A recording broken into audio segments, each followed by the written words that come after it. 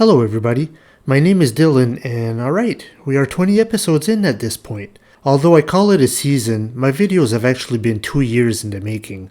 It was in October 2020 when I released my first review, which was Love, Simon.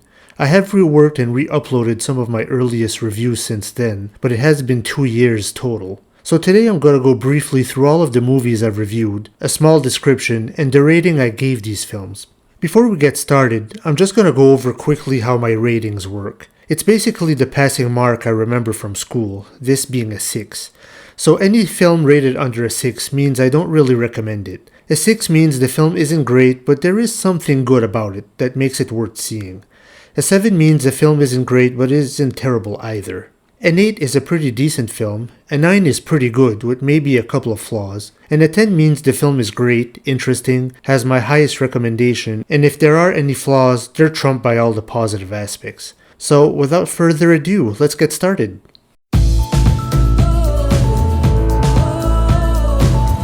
Episode 1, Love, Simon, 2018. The story of Simon, a popular but closeted teenager, starts an email relationship with an equally closeted teenager. But when another kid finds these emails, he starts to blackmail Simon for his own purposes.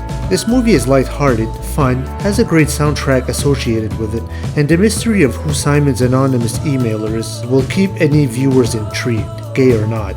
This movie is a lot of fun to watch with somebody who's never seen it before. I gave it a 9 out of 10. Episode 2, Fairhaven, from 2016.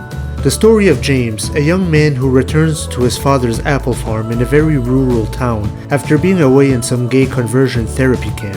He attempts to reconnect with his father, but runs into his former lover, Charlie. James initially resists, but feelings resurface. I gave this a 9 out of 10.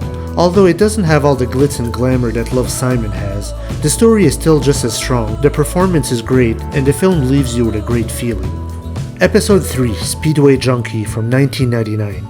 The story of Johnny, played by Jesse Bradford, a straight young man who wants to become a race car driver. As he travels to North Carolina, he gets robbed in Las Vegas and as a result is momentarily stuck there. He falls into a group of varied characters such as Eric, a gay hustler who helps out Johnny and falls in love with him.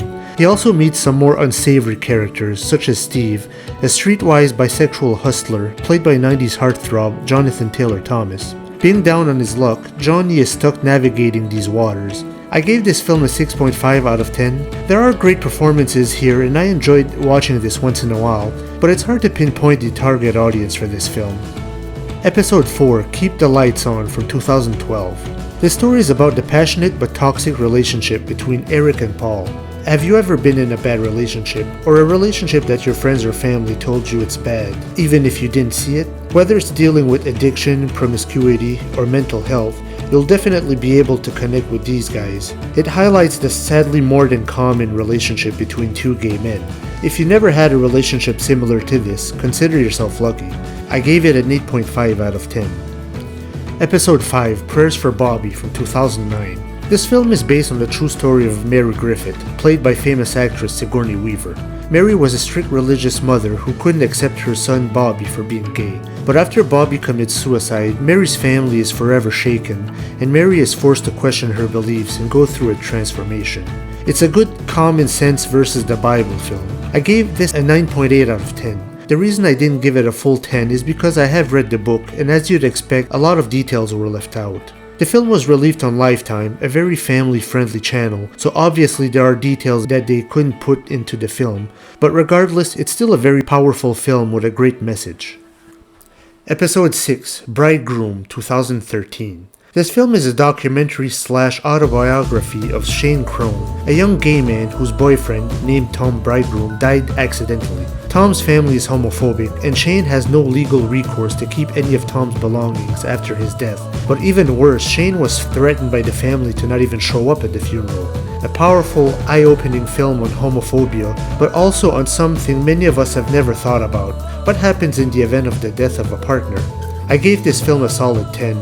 It's a real story, it's interesting, and unless you don't like documentaries, I really can't pick out anything negative from this film.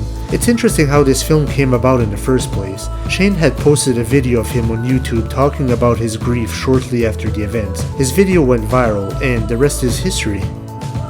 Episode 7, Chuck and Buck from 2000. The story of Buck, a late 20s man who can't forget his first love, Chuck. They did experiment as kids, but Chuck seems to be straight and is about to marry his girlfriend. I gave this film a 3 out of 10. I personally did not like this film. I thought the main character was really cringy, and his constant talking of his friend Chuck really reaches uncomfortable levels with me. To my surprise, this film does have a bit of a cult following. It was released in the year 2000. I don't know if people like this because it's lighthearted and not tragic, unlike most gay-themed films at the time. But it hasn't aged well, and if you watch it for the first time today, you might possibly cringe as well.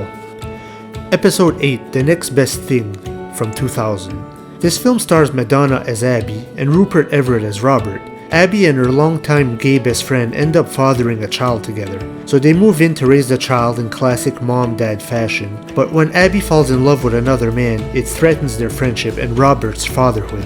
To my surprise, this film was critically panned by critics and viewers. It's kind of the reverse situation from Chuck and Buck, where that film had great reviews but I didn't like it. This film was panned, but I thought it was okay. I gave it an 8.5 out of 10. Give it a watch and let me know if you think it's as bad as everyone says. Episode 9, Friends Forever from 1987. This is an older Danish film which follows teenage Christian through a year of high school. He makes friends, hooks up with a girl or two, but one of his best friends is closeted gay but tries to subtly come out to Christian. The film seems somewhat open-minded about homosexuality for the time, but its treatment of females would probably outrage some viewers today. I gave it a 5.5 out of 10, somewhat interesting from historical purposes, but it hasn't aged well. The film is rare and not really recommended.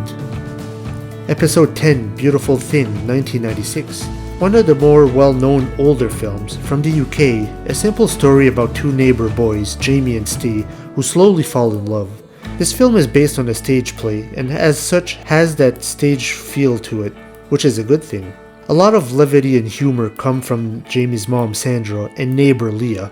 I gave this an 8 out of 10, a very good film that's still fun to watch. I would say today there are better gay films, but this was very progressive for 1996. Episode 11, No Night is Too Long from 2002.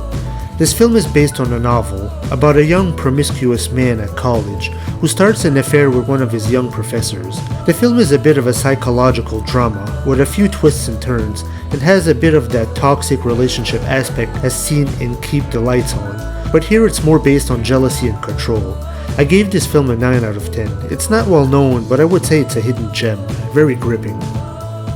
Episode 12, Transamerica from 2005. This film tells the story of Bree, played by Felicity Huffman, a male-to-female transgender woman who is days away from having her sex change operation. She learns that she has a biological son, and the film becomes this weird road trip between the two, with Toby, her son, not knowing exactly who she is at first. I gave this an 8 out of 10. It's pretty decent, well-acted drama. Episode 13, Sideline Secrets, 2008. This film tells the story of Devin, a guy who seems to have it all, a nice girlfriend, good grades, but when he meets a guy he likes, he kinda gets drawn into a darker world of corruption, sex, and blackmail. In spite of its heavy subject matter, the film ends up being more unintentionally funny because of some bad acting. I have to admit, I probably laughed way too much at this film. It kinda enters that category of so bad it's good. I gave it a 6 out of 10. When a film with a serial rapist ends up being funny, you know they failed somewhere. Not great, but definitely worth a watch. Episode 14, A Gus Van Sant Anthology.